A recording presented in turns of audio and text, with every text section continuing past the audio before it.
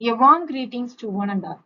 In this session, let's learn about knowledge representation using semantic networks. Semantic network represents knowledge using concepts and their relationships. Concepts are represented as nodes or objects. Relationships are represented as arcs or links between the nodes. Boxes or ovals are used to represent the object or categories of objects. Variants can include hierarchical and associative networks. Types of common semantic relationships are is a, has part, and instance. Let's learn about common semantic relationships in detail. So the first comes instant relationship. It indicates a specific example of general category. For example, Tendulkar is an instance of batsman. Batsman is a general category where Tendulkar is one of the specific batsmen given here. Next is a relationship. Here it shows a subset relationship where one category belongs to a large category. For example, batsman is a cricketer. So cricketer is a large category where one of the subpart or subset is batsman. So it is given in as a relationship. Next, has part relationship. It represents a part or whole relationship where one object is part of the another. For example, stumps are a as part of base. So without base, stump cannot exist. So this is a part or whole relationship existing here. Let's consider an example for semantic networks. Here we are representing the propositional statements which is to be converted to semantic networks. The first statement is a cricketer can be either a bowler or a batsman.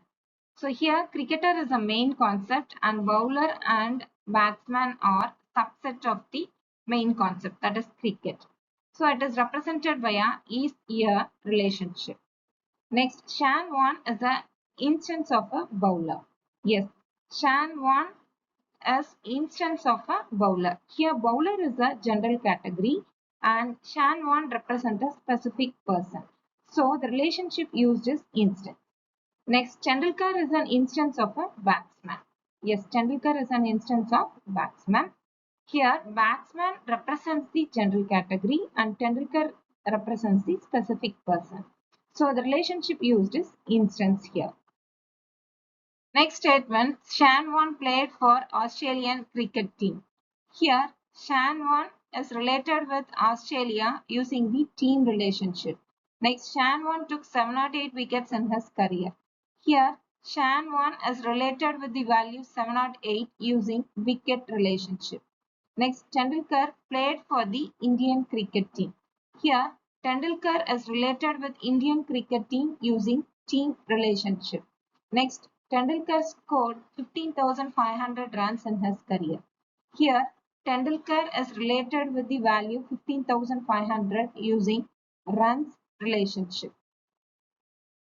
Semantic networks helps visualize and organize the knowledge efficiently. Now let's check out the inference in semantic networks. It is done by two main methods, namely intersection search. That is, it finds the connection by identifying the common nodes between different concepts. Next, this is done by using a process called spreading activation, where nodes are explored step by step to detect the relationships.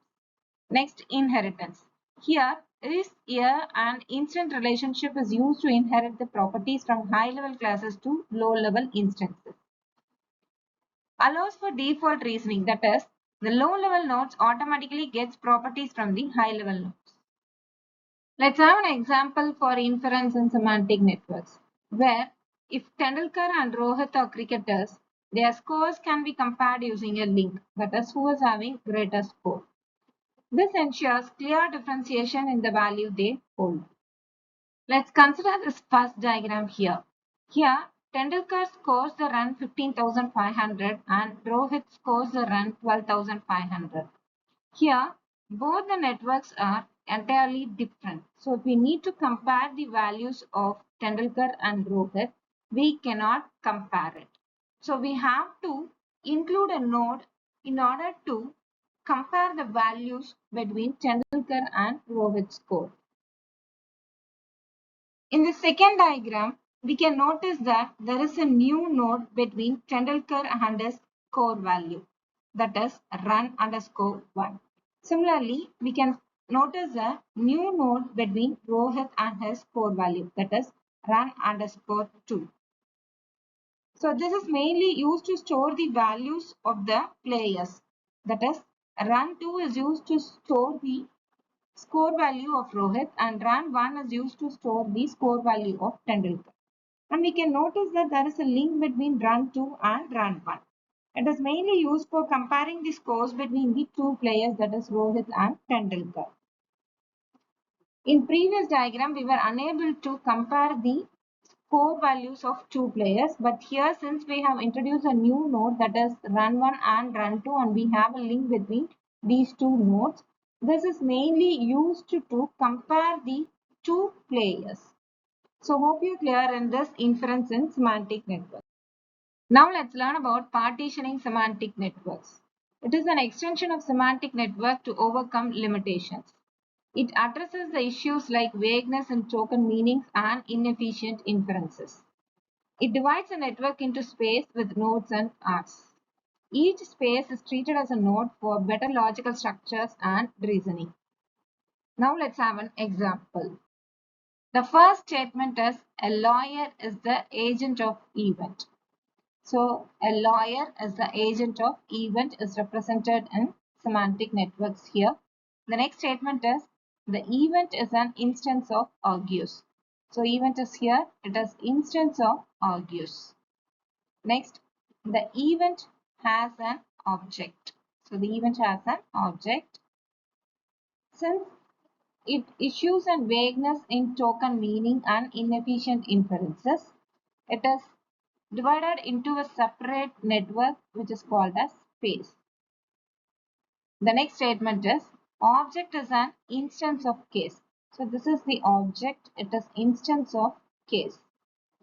Next, case is an instance of object. So we are here, case is an instance of object. Next, object has the property, object has the property. Next, property is an instance of strong. So property is instance of strong. So it is understood that the case is strong is partitioned into a space that in turn refers to an object or a node. We can see here. This is done because there is vagueness in this token meaning, that is case is strong. So the partition networks allow for the propositions without commitment to the truth and the expression to be quantified. So hope you're clear in partitioned semantic networks with this example. Thank you all.